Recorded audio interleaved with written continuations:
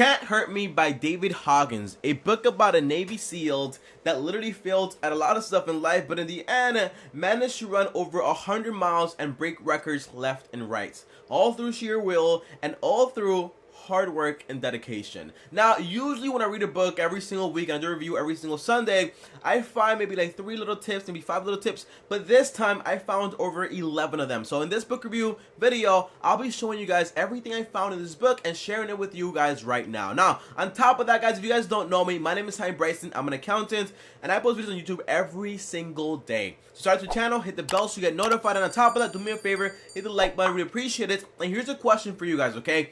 What is your favorite book, and what book should I read next? Comment down below, let me know. Only 12 weeks left in the year, so I really want some new books to read, so comment down below and let me know. Now, I want to get started by telling you guys that these 11 things that I found in this book, well, they're not just like, oh, here's what I did. No, it's kind of like, here's what I did, here's what you can do, and here's also challenges you can actually test yourself and move through the ranks. So it's basically a book that's not just like, here's what happened to me. It's more like, here's what happened to me, here's what you can do, and here's how you improve, and here's how you keep succeeding in life. So it's a book with instructions to actually do exactly what this man did, and that's an amazing type of book, and it's my favorite type of book actually. Okay, so number one, let's get right into it, and number one is actually life deals bad hands and you just have to deal with it sometimes. Now, the first thing is this: everyone says, you know, I wasn't born to Kim Kardashian or Obama or Donald Trump, you know, I was born in a bad neighborhood with like bad parents, my mom beat me, all this stuff happened, right? And that's fine. Life happens. You can't choose where you're born to who you're born, but in reality, you have to have something that's called discipline and also repetition to keep disciplining yourself to understand that, hey, I got this bad hand, but the way I react is all in my hands and in my power. So as soon as you stop looking at yourself as a victim, that's when you can actually start growing. Because if you're the victim, then you're always going to be low and kind of like, oh no, life happened to me, I can't do anything about life. No, you have to happen to life and make the decision to actually keep improving every single day. So although you might get a bad hand in life, you still have to go out there and earn your stripes every single day, no matter what. Now, number two is the mirror test. My favorite part of this book is kind of like the reality and how it hits you so hard, okay? Now, the first thing is this: the mirror test is literally you looking in the mirror and asking yourself, what is going on with you? What's going on good? What's going on bad? And how do you improve yourself? So for example, when I was fat, and I was really heavy, man. I had like man tits and all this fancy stuff going on for me. I didn't like it. You know, I was like 2 inches away from like wearing a bra. But the main idea is this: when that was going on for me, I undressed myself fully and I looked in the mirror and I said, like, you know what? What's going on here, bro? How can you improve this? What's the problem and what's the solution? The problem is you're fat and you're eating way too much, and the solution is you have to go to the gym and eat healthier. So how do you fix this? Well, I started going to the gym every single day to fix it, and on top of that, I started eating all organic food every single day to fix that problem of me eating unhealthy. And that's how I solved the problem. But still, till this day, I still look in the mirror and I ask myself, hey, Tommy, what's going on?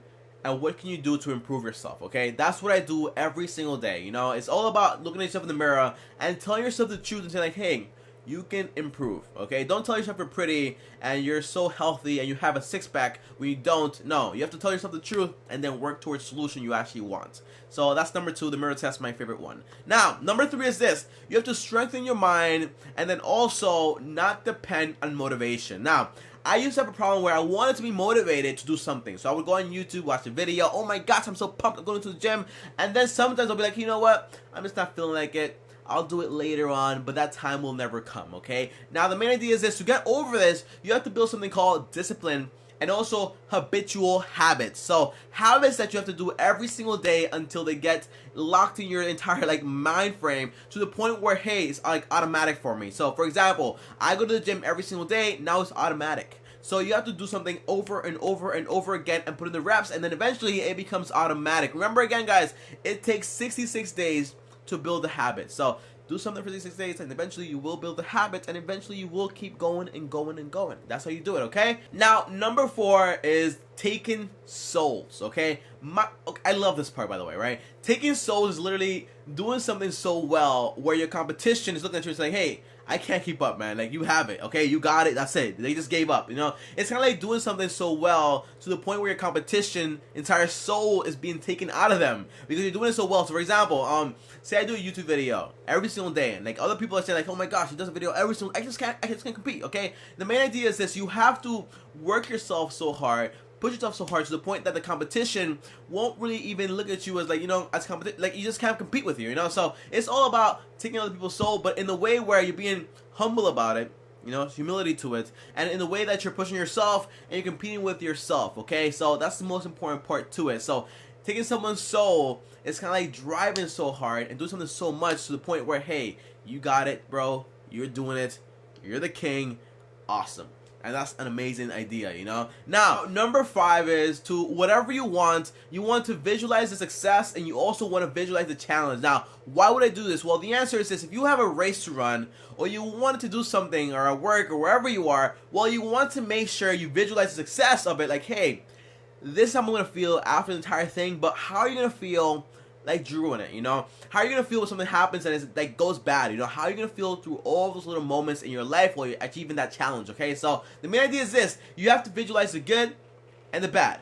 What's going to go good, what's going to go bad. And that way you are prepared for the challenge. You're not just like, you know, whimming it. You don't want to whim anything. You want to go in there fully prepared. And I love that because I want to plan my day. I know exactly what I'm going to face, what I'm not going to face, and how do I achieve and how do I overcome those obstacles that happen to me every single day. Okay, so it's all about planning, visualizing, and that's how you succeed in this, you know? Now, number 6 is you want to make this personal. Whatever you're doing, you want to make it personal. You want to have like a personal agenda behind it to why you want this so bad. So for example, I've been posting on YouTube, believe it or not, for like I think like since I was 12 years old. So when I post this every single day, I'm like, you know what? I want this. I deserve this, you know? And whenever you want to push yourself even more, you ask yourself like, hey, how do I feel when I succeeded that one time? You grab that feeling and you take it and you grab it right here and you make yourself feel that way right now. And then that way you push yourself even harder by knowing how that feeling of winning is going to feel. Now on top of that, you need to have a powerful why to why you want what you want, okay? Once you have that powerful why, then you'll be good and better off, you know? Because a lot of people say like, you know what? It's a challenge. I don't want to do it. I don't have any reason to do it. Well, when you have a powerful why, well, you know exactly where you're pushing yourself and where you're heading, the route you're actually heading to. So, powerful why, and also making sure you understand why you want what you want is very important. Now, number 7 is whenever you want to give up, you're only really at 40%. Now, I'll be honest with you. When I first read this, I was like, there's no way, you know, it's not true, it's impossible, you know, what do you mean I'm only at 40%, you know, I feel like I can't move, you know, and especially when I'm in the gym, or like making a video, I'm like, you know what, I'm tapped out, I'm good to go, bro, I can't do another set, another rep, no. Well, the answer is this, you know, when you really grab in, and you go into that mental mindset of like saying like, hey, I can push more, I can do more, like once you bridge that entire gap, that's when you actually go harder. So, I used to have this problem where, you know, I couldn't pass like 8 reps, like when I was doing like the entire like rowing thing, like with your back when you're doing like this, you know, 8 reps, let's say like with like 45, 50 pounds.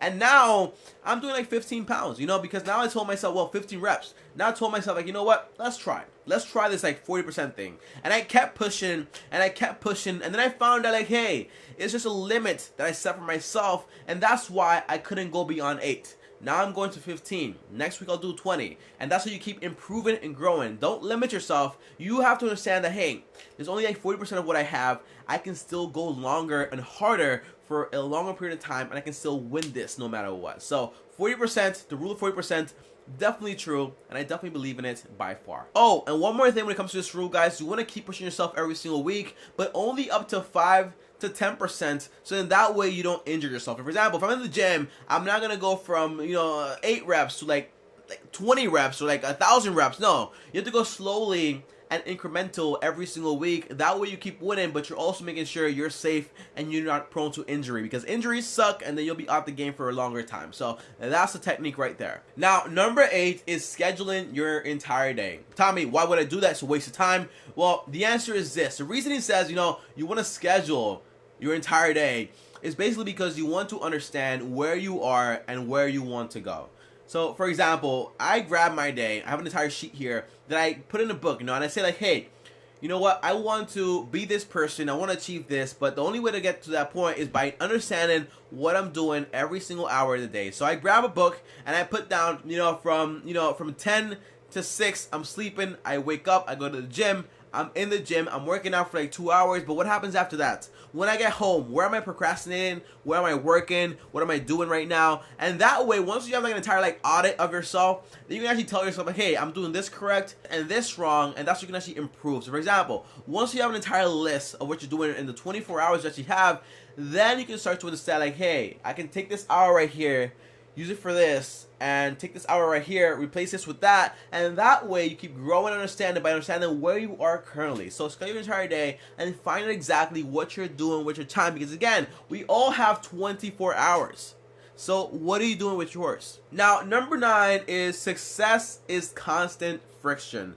Now, this is something I had problems with also, because whenever I achieve something, I'll be like, okay, I'm good. Now, that's called complacency, right?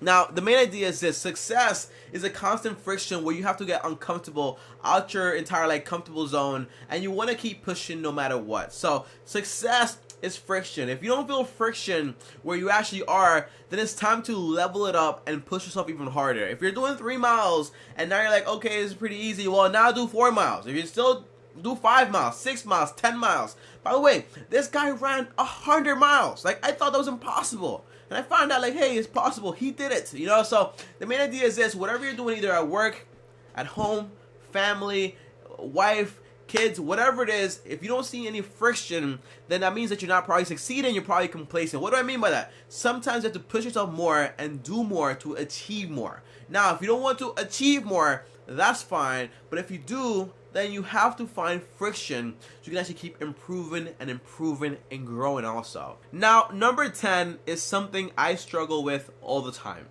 And it's kind of like, number 10 is basically you want to start falling in love with the truth. Everyone on YouTube tells you, what? Ignore the haters. You ignore everyone. Just do what you're doing and focus on yourself and you'll be good to go. Well, the answer is this. That is true in some ways. But in reality, you also want to listen to what they have to say, because sometimes they have a point. Now, what do I mean by this? You want to start falling in love with the truth to the point where, hey, you listen to what people are saying, and then you grab that truth and you create a plan to help yourself. So the entire point is you have to build thick skin to kind of be able to go ahead and listen to the critiques, the haters, everything out there, and then make improvements. I get hate all the time on this channel. People tell me, hey, you shut up, you don't know what you're talking about. And I'm like, you know what? Those people, 1, they don't know me.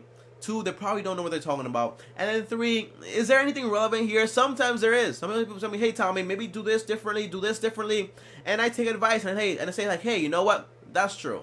I'm gonna try it. And sometimes it works, and that's awesome. So I welcome all critiques, but I only listen to some. That's the main idea here, okay? Be okay with the truth, okay? Don't be like, oh, don't tell me the truth, tell me I'm pretty even though, like, I'm obese. No.